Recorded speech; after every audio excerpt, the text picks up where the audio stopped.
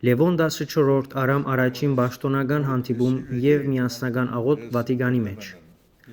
Երկուշաբթի 18 մայիս 2026-ի առավոտյան ժամը 9:30-ին Լևոն 14 սրբազան քահանայապետը առաքելական պալատներս ընդունեց Մեծիդան Անգելիկիո կաթողիկոս Սորին Սուրբ Օծություն Տեր Արամ առաջին վեհապար հայրապետը և անոր ընկերացու պաշտոնական պատվիրակության անդամները։ Հանդիպումը ընթացավ եկեղեցական ջերմ ու եղբայրական մթնոլորտի մեջ։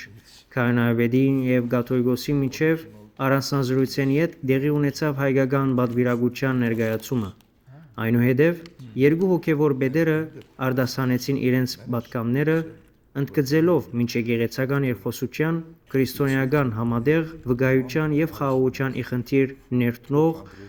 ջանքերու կարևորությունը։ Ընկընտրության ընթացքին տեղի ունեցավ նաև ավանդական նվերներու փոխանակումը՝ իբրև բարեկամության և փոխադարձ հարգանքի նշան կաթողիկ եկեղեցւոյ և Մեծիդան Անգելիկիո հայ առաքելական եկեղեցւոյ միջև։ Հանդիպումը ավարտեցավ Ուրբանոս 8-րդ մադրամ մեջ, ուր սրբազան քահանայապետն ու վեհապար հայրապետը մասնակցեցան համատեղ աղոթքի, հայցելով միություն, հաշտություն և հույս բոլոր ժողովուրդներուն համար։